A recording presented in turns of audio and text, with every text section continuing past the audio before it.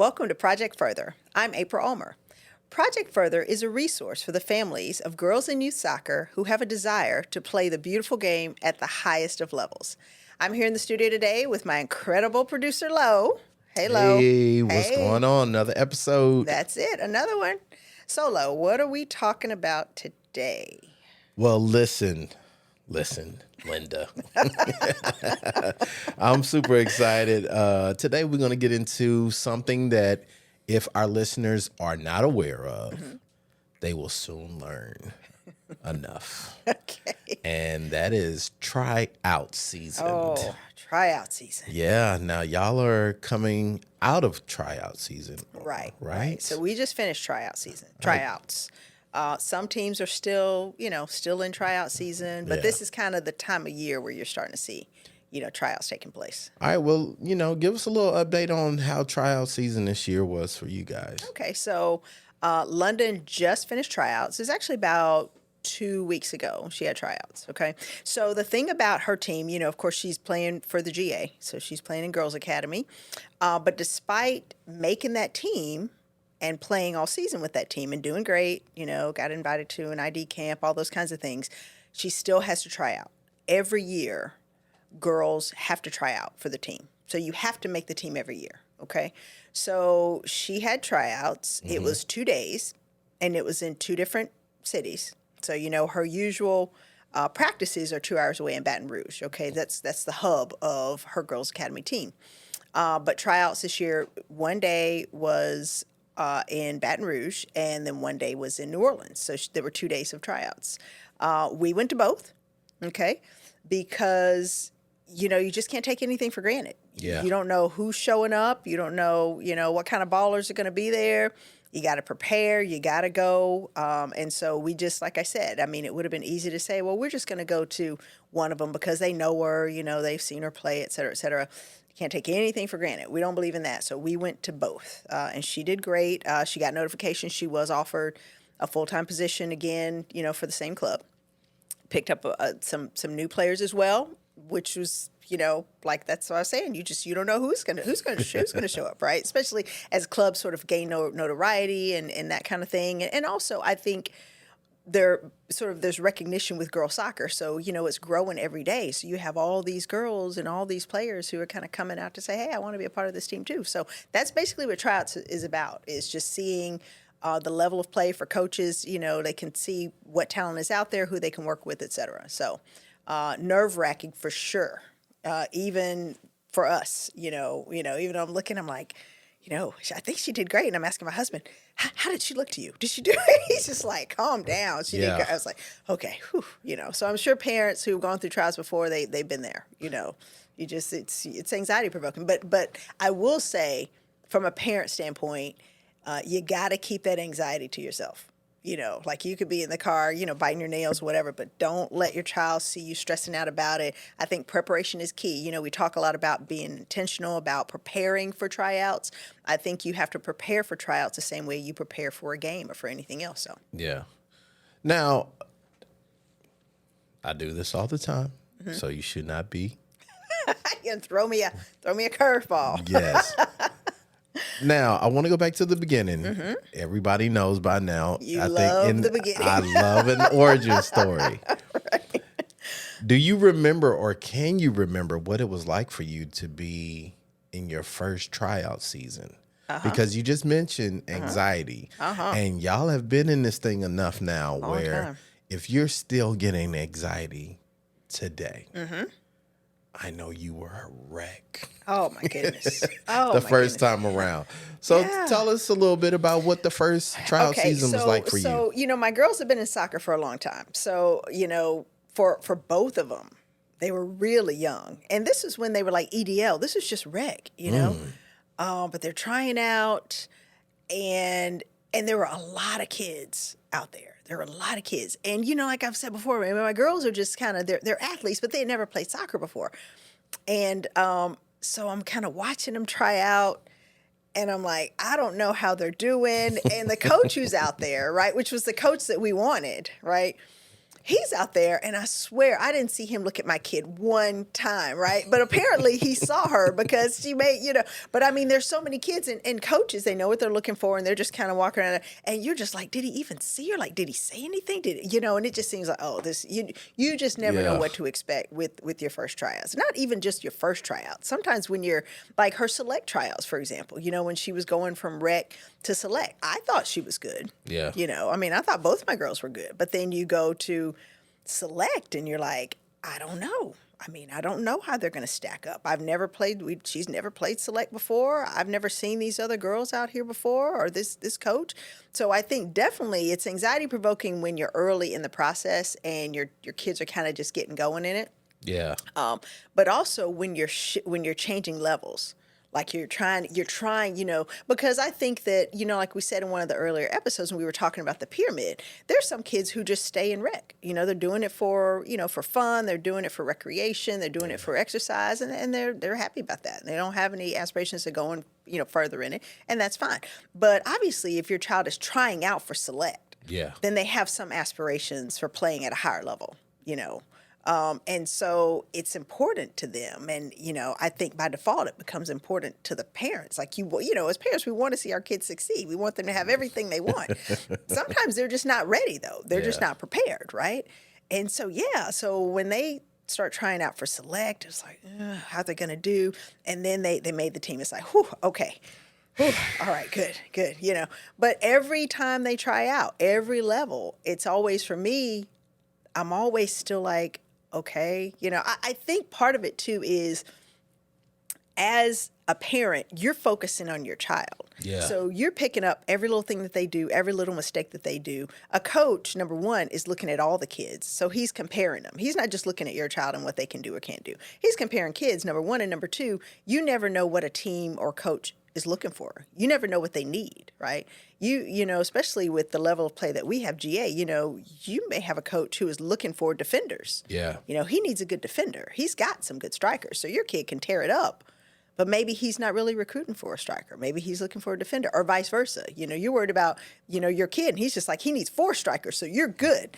But he doesn't need any defenders over here. So it's always a little bit of that, but like I said, it's important for the child to just sort of take it as it comes, prepare for it, get out there, do their best, understand that, listen, this is not the be all and end all. This isn't going to break you. This isn't going to change your trajectory. There are tons of stories out there about kids who had all of the talent, but they weren't committed to the process until they got cut. And then they got cut, and that was the catalyst that they needed to say, I need to be more serious about this. If I really want to be this player, I want to reach this level, I need to be more serious. So let me take this on myself. Let me be internally motivated to get better, because I thought I was going to get by on my good looks and my athleticism, and I got cut, right? So everybody's path is their own, but it doesn't change the fact that it can be nerve-wracking for sure. All right, well, let me switch it up a little bit. And I love that origin story. I want to talk about, what should parents put in their go bag for tryout season? Okay, that is a good question. Yeah. Okay. So when it comes to tryouts, the first thing that you have to do, and this doesn't just pertain to tryouts, it pertains to training, period, right? You have to prepare to train. You have to prepare to try out, right? You don't just show up and train. Like, even once you're on a team, you have to prepare for that, right? So when it comes to your hydration, when it comes to your nutrition, when it comes to getting there on time, that is preparation. When you get there and you're warming up before the coach tells you to warm up, okay? So in terms of the go bag for tryouts, first thing we do is, if you know you have tryouts that whole day before, I'm pushing hydration in my child. Every time I look at it, drink something. Water, also some electrolyte solutions, some are a little bit better than others, she has her favorites, we've researched them, some that, provide some good sodium and some good, carbohydrates, right? Making sure she has a good meal. And there's a section we're going to do on nutrition as well. Yeah. And there's something that we use called a food clock when we're talking, when we're preparing. Like, if she has tryouts at 5 p.m., we know the night before, this is what she's eating and drinking. 3 to 4 hours before, this is what she's eating and drinking. An hour before, during, and then an hour after, right? And especially if you have tryouts that are more than one day, right? You finish one, you have to be preparing for the next day. So that's really going to be important. But as far as in the bag, what kids should always have is plenty of water, and something that is an electrolyte solution with some glucose as well to give their body a little bit of energy, okay?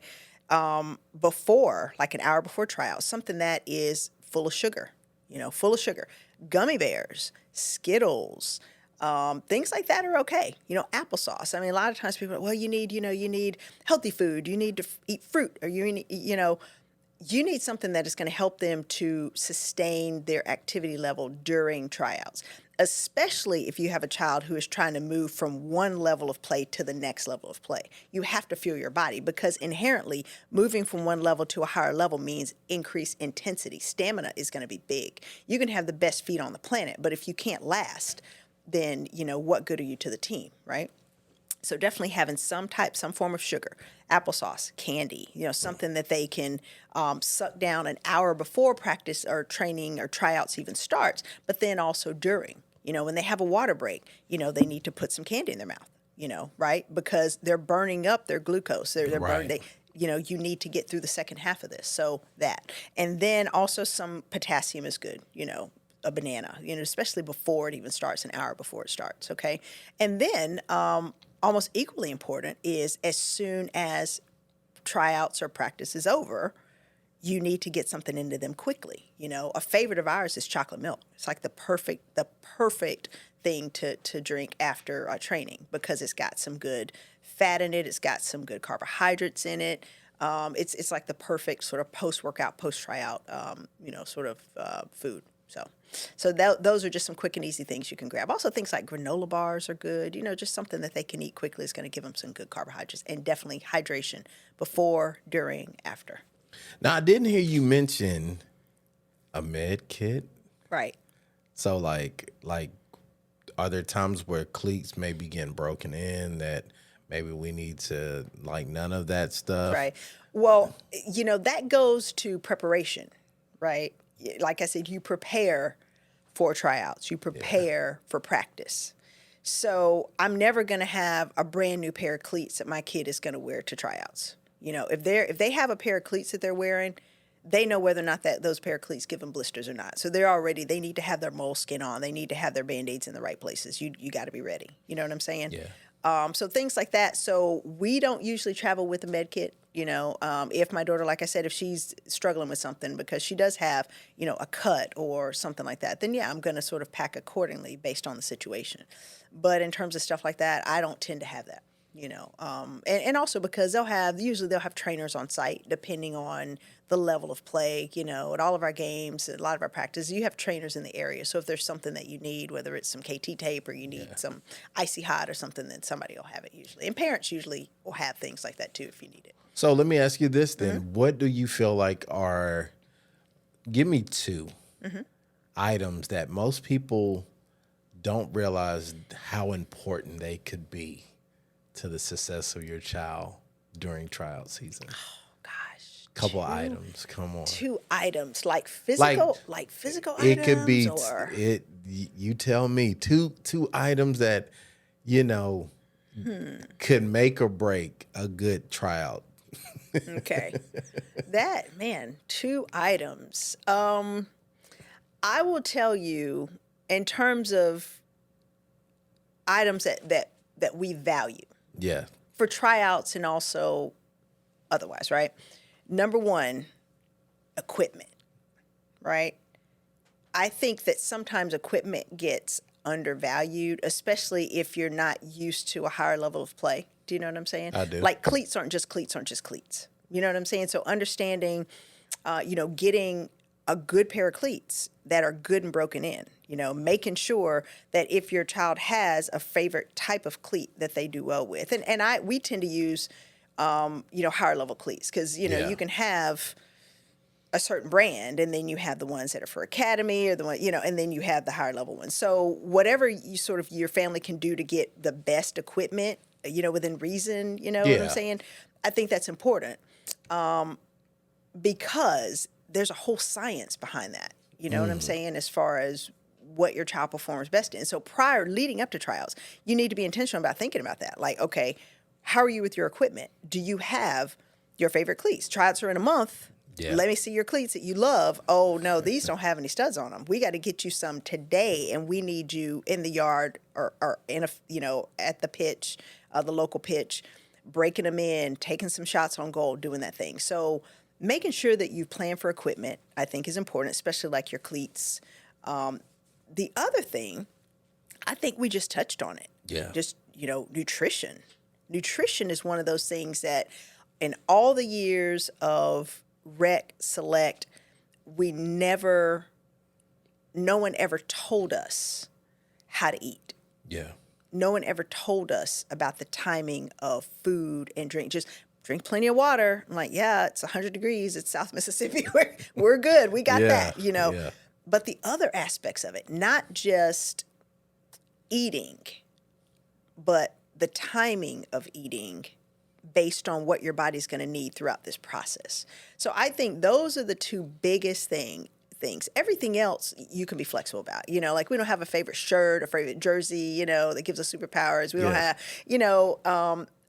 but making sure that their child is fueled up before, during, and after, and making sure that you invest in some good equipment, because how we prepare is how we play, right?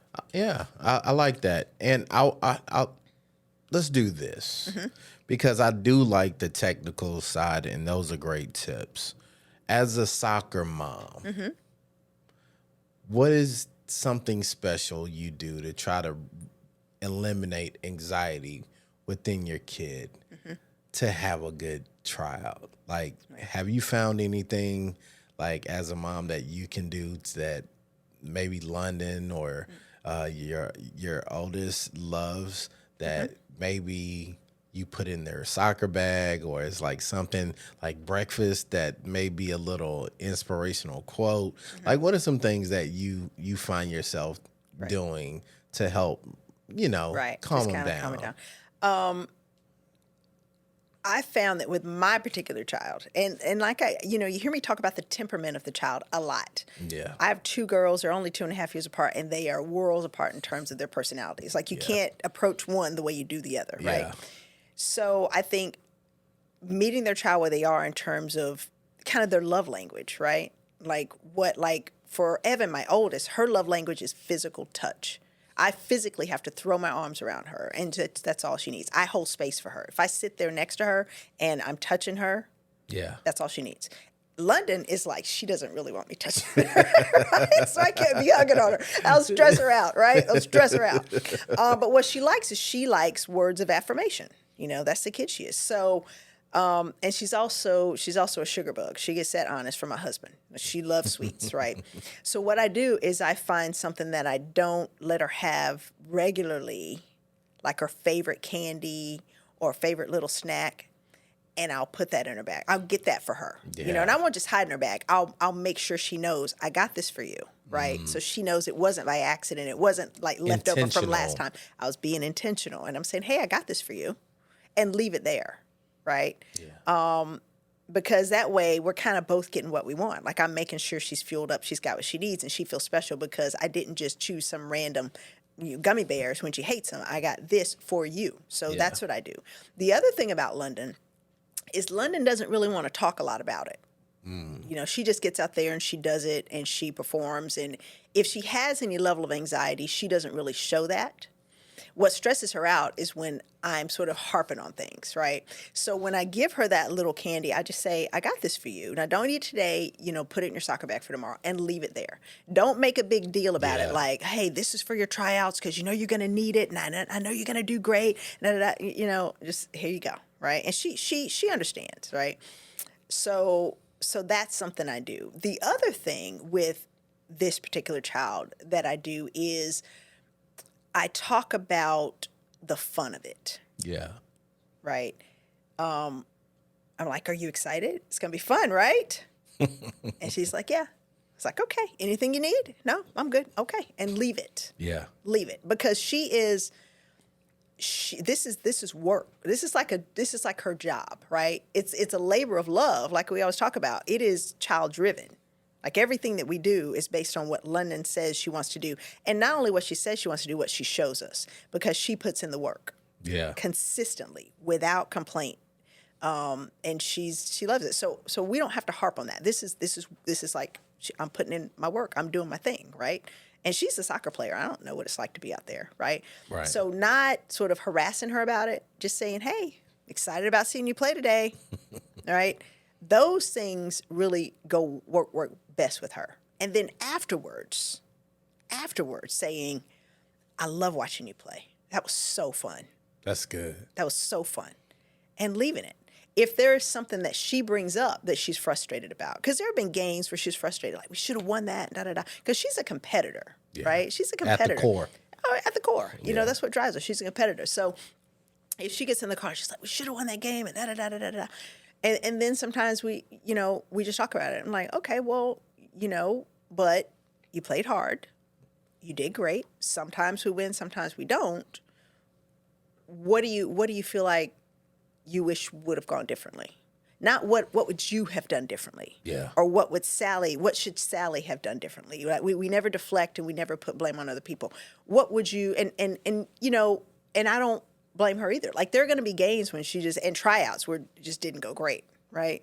But you want to be, what should you have done differently? We don't do that. We're like, okay, well, what do you wish had gone differently?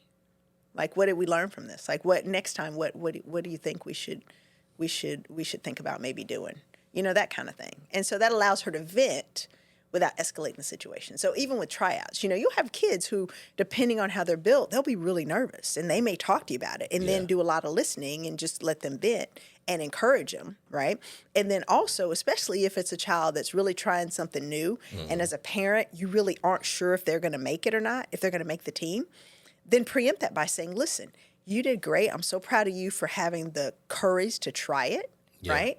I think you did great. The coaches are looking for what they're looking for. We'll know soon whether, how it went. But either way it goes, you should be proud of yourself because you had the courage to get out there and try it. And no matter what, we're going to learn from the situation and we're going to build on it and we're going to prepare, right? We're going to prepare so no matter what happens, we're going to learn from this, right? And so that way you lay the groundwork, because I think that part of when kids are anxious, part of it is they're anxious if they really, really want something and they're afraid of failing. But they're also sometimes afraid of failing us, especially when you have high expectations of them. Like in our kids, with our kids, we have high expectations. Like if you heard me say before, we believe anything worth doing is worth doing well. Now, that doesn't mean you have to be perfect at it. What we mean is you have to give your full effort. Yeah. Doesn't mean you can't fail at it.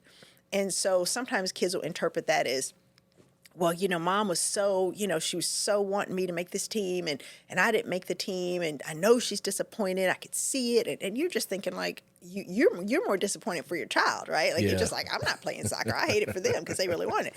But I think that communication and being intentional about the way you communicate with your child is important, right? Because it's things, tryouts are they're just tryouts, right? Right. But for some kids, they can either be the catalyst that propels them further, or they can be sometimes the thing that holds them back. Like, I don't ever want to be disappointed like that again. I don't ever want to disappoint my family like that again. I don't want to ever be embarrassed because all these kids were so much better than me.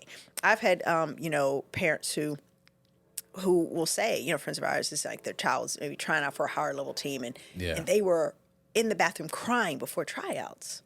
And I'm like, it should never be that, Your coach isn't expecting you to be perfect. They know if you're trying out for a higher level team than you've been on before, if you're trying out for GA, if you're trying out for select, but you've never done it before, the coaches know who the players are. They know the girls who've been in the club already. So if you are coming to tryouts, most of the time, especially as you're younger, now, as you get older, it becomes progressively a little bit more difficult to break into those clubs because you've had all these years of development, right? But, and we should talk about that in a second too, why it's important to kind of choose when you're going to, when you're going to try out maybe for a club that's on a different level. But when you're coming to something like that, I tell all my friends and their kids, they aren't expecting you to be perfect. They want to know what your athletic ability is. They want to know that you have the basics. They are looking at your attitude and your temperament. Are you going to work hard? Are you committed to this? And then they can decide to take you and nurture you and cultivate your natural abilities, right? They don't want you to be perfect. Yeah. Everybody has to get coached up. My daughter had to get coached up, with the levels that she's trying to go to. When she goes and she trains with this team or that team, she's doing that because she's trying to continue to develop. So they don't expect you to be perfect. You shouldn't be, it shouldn't be that anxiety provoking, right? Yeah. And I love that. Great information. And we're about to go into one of my favorite segments of our show. I love to get some tips from you. Right. Tryout tips. You got some tryout tips for us? I do. So, one of the first things, and this is sort of in talking to parents sometimes, and, because once again, with where we live, us deciding to go 2 hours away, and not that there aren't good opportunities here for kids where that's their aspiration, right? And these tips, they can really pertain to anybody, no matter what they're doing, whether they are trying out for the same club, the same same team, whether they are going to another club or they're trying to go to a different team or they're trying to go to a different level of play, right? Yeah. Number one, if you have tryouts at a certain time, and let's say they say check in, if tryouts are at 1 and check in is at 12:30, get there at 11:30. Get there an hour before if you can, or close to that, okay? Because number one, obviously, it increases the likelihood that you're not going to be late, especially if you don't know where you're going, okay? Yeah. Number two, it gives your child a chance to kind of decompress. Seeing the lay of the land, you see the other kids, you do all that, you have that time. The other reason why it's important is because you have to prepare for tryouts. You have to prepare for training. You don't just show up. Even when you're on a team, you don't just show up to practice. You show up, you prepare to practice, right? You're out there, you're moving around, you're juggling, you're doing all those things to get yourself ready. So you really want to show that initiative. You got there plenty early to alleviate the stress of it and some of that anxiety of getting there, rushing and things like that. But also because it shows initiative to the coaches, especially if there are people who don't know you, okay? The other thing is, if you have tryouts that are for multiple days, go to every single one that you can make. Like I said, even with my daughter, this is her 3rd season with GA, and she's an amazing player. I don't think anybody would refute that. But she went to both tryouts. Because number one, like I said, you don't know who's showing up to take your position. Number two, I think it shows a measure of respect to the coaches and to the club. You don't want to take anything for granted. You don't want to give the impression, well, I'm so good that I only have to come to one. As a matter of showing effort, go to every day that they have. Yeah. If you can't, then it's important to communicate to the coach. Even if you know the coach, you've played for him before, and you know it's going to be fine. Communicate to the coach. Hey, coach, I know we have tryouts again on Sunday. I'm not going to be able to make it because we have X, Y, or Z. If you'd like, I can come and train for you another day if you'd like for me to, or if that's a possibility, right? Yeah. If you don't know a coach, get the information and say, hey, coach, my name is so-and-so. I'm trying out for the 2010 girls black team. I was at practice on last Thursday. I'm not going to be able to make it on Sunday because of a family commitment. Is there a way for me to come and show for you on another day? Even if that's just practicing. Most of the time, coaches will be open to that. Because the reason why they have tryouts more than one day is because, especially when you're trying to put together a higher level team, being able to see a child, once for an hour and a half or 2 hours is just not enough. You have to see them multiple times. Our club had 2-day tryouts. Some of the bigger clubs, some of the more powerful clubs, like in Texas, for example, one of them has tryouts for 2 weeks. 2 weeks. 4 days a week for 2 weeks. One of them has tryouts for a month. A month. So it's serious. People take it seriously. That is serious. It is serious. And so make all the dates that you can, and if you can't, be sure to communicate, right? The other thing is always thank the coach for the opportunity, especially if you haven't met the coach, or even if you have met the coach, but what you're trying to do is you're trying to break into a new team, a new club, a higher level opportunity. The child should always walk up to the coach after training and shake his hand or her hand, look him in the eye and say, "Thank you for the opportunity, coach. I really enjoyed it." That stands out in a coach's mind. They're like, wow, that's impressive, especially for young kids, right? So that's a big deal. So always do that. Don't harass the coaches about tryouts and about the results. Okay. I feel like this is this may be a hard one. It can be hard. You'll hear when everybody hears. Okay. I've had friends of mine who are coaches. They're like, it is crazy this time of year. Yeah. I have parents calling me, emailing me 12, 15 times. It is crazy. They're stressed out. Parents are stressed out. The kids are stressed out. It's stressful for everybody. But when you have a coach that is trying to make a decision that they're taking seriously, it's not going to help your cause to harass them about, when are we going to hear? Hey, what you're going to hear? They're going to put the roster together. Don't bribe them. Don't thank them for the opportunity. Prepare your child. Let your child do their best. Yeah. Thank them for the opportunity, and then just wait to hear. Okay. And then sometimes parents will be like, well, what if we don't make the club? What if we don't make the team? Okay.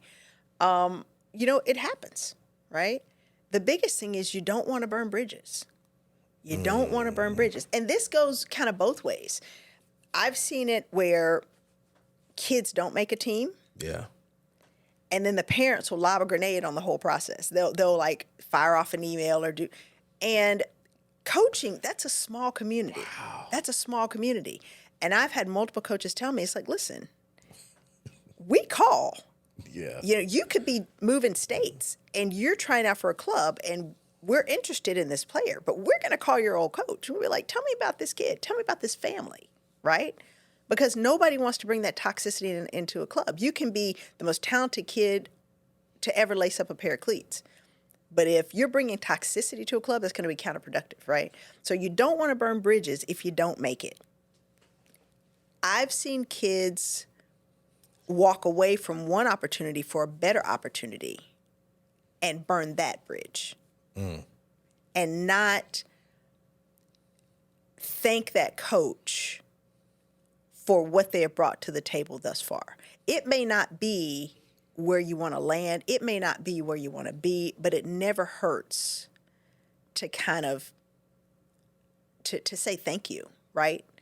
And to say, listen, I know maybe it didn't work out the way we expected, but we appreciate the time and the effort that you've put into training these kids, because it is time and effort. No matter what you think about a coach or a club or a team, it's time and it is effort away from their families and their kids, right? So you don't want to burn bridges even on your ascent either, right? Yeah. And so that's important. You need to treat it with a measure of respect and that coach with a measure of respect that they deserve, right? But I also feel, let me say this. I also feel like you mentioned, we talked about this in an early episode where sometimes where we think our kid is may not be the development of where that club may be. Right. They may be weak in areas where you, by putting them on the team, could hurt their progression and their advancement.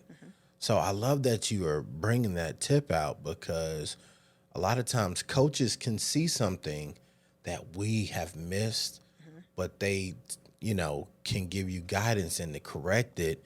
And by the next year, it's a different story. Absolutely. And that brings us to sort of the next point I was going to make about not burning bridges. The best thing that you can do for your child, if you don't make a team, is to circle back to that coach and say, Coach, as a parent, and if you're an older child, if you're a teenager, you can do it yourself. But to circle back to that coach and say, Coach, thank you so much for the opportunity. Can you please tell me some things that I might work on to become a better player? And that speaks volumes, because like in the episode with Q, if you remember, he told me that before he had even trained London, he had come out and watched her play some games. And I never knew that. Yeah. Right. And then after he started to train her, before he told me that she wasn't where she needed to be developmentally to go to the next level, Yeah. he had to get to know her as a player. He had to figure out, is she a kid who is willing to put in the work? Is she a kid who is willing to do what it took to get better? Or is she a complainer? Is she a whiner? Is she going to be wanting to quit? Is she dragging around? What's her body language like? Does she have a bad attitude? So he did all that before he came to me and said, okay, this is what we got. Yeah. And this is what we need to do to get her there. Because he knew that she was a kid who was willing to put in the work. So the way that you can exhibit that to a coach is if you don't have the outcome that you want. And this goes for really any sport or anything that you're trying to accomplish, right? Whether that's in sports or in life. Sometimes things don't go the way you want. And sometimes it can be a blessing in disguise. There could be sort of a better opportunity around the corner. But what you want to do is you want to go back and say, okay, well, help me get better. Yeah. What can I do to be that player? What can I do to improve and advance? And sometimes you'd be surprised because not only will a coach give you tips, they may say, but you know what? You're welcome to come out and train with us anytime you want to. You know what? I'm going to put you in touch with a good friend of mine who is going to help you with that, okay, with what I told you need to work on. Right? It's all about making connections and all about opening doors. Because like we said, soccer is, when it comes to coaches, it's a small community, right? And, it can either help you or hurt you as you try to move on to the next level. Man, what an amazing episode today. Listen, I know you guys are writing down notes. I know y'all are taking these tips.